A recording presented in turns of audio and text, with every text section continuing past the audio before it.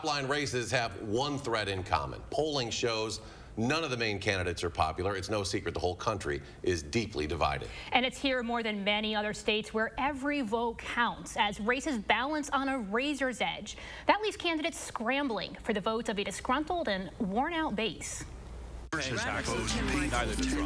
sheer blur of harsh attack ads, most capitalizing on 2 years of headlines that have left people raw and bitter. Inflation remains well above our longer run. Now, both parties may face a reckoning with their own voters. With this election season, I'm not looking for a hero. I don't feel like either have taken enough time to really listen to what it is that people are actually worried about. I used to vote Democratic, and so this year I will be voting primarily Republican. Or do something with. Okay. So it's really in-depth and complicated. Going out like this is kind of an act of bravery. Claire's non-binary transition has come during a moment when their existence has been targeted for harassment by many conservatives. But even as a regular Democratic voter, they have harsh words for what they see as inaction from their own party. They say all the things to get all the votes, but then when it comes down to actually enacting any of those policies that they put forward, they kind of hand-wring and they don't really do anything.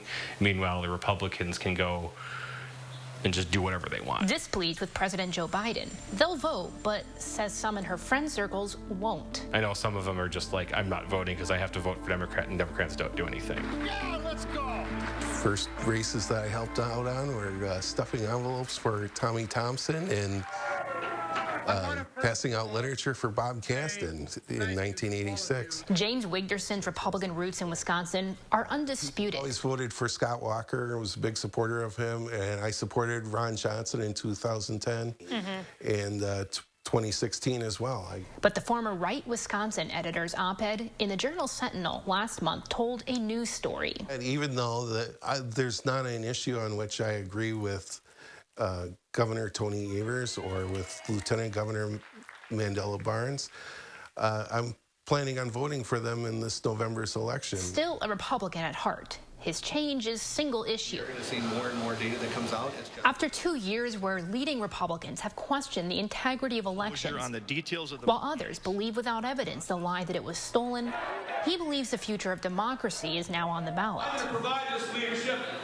I think that Tim Michels will have the power in 2024 to decide whether or not to certify Wisconsin's elections, and that could throw not just Wisconsin into chaos, but think about that Wisconsin is a swing state for the entire country. Positively, it's not that they're fantastically unpopular, it's just that nobody is popular. These voters, of course, they don't speak for everyone, but trends captured in Marquette Law School polls tell an unusual story. Of all our top ballot candidates underwater in popularity, well below 50% approval. We've lived through a pandemic, we're living with inflation, we're living in a political culture that most people find really frustrating, if not toxic. The Journal Sentinel's former D.C. bureau chief, Craig Gilbert, has covered decades of Wisconsin elections.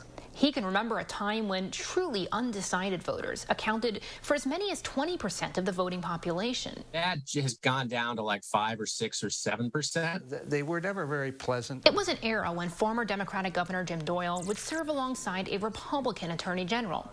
A reverse from the 1990s when Doyle himself served alongside Republican Tommy Thompson as a Democratic Attorney General. He'd get close to 60%.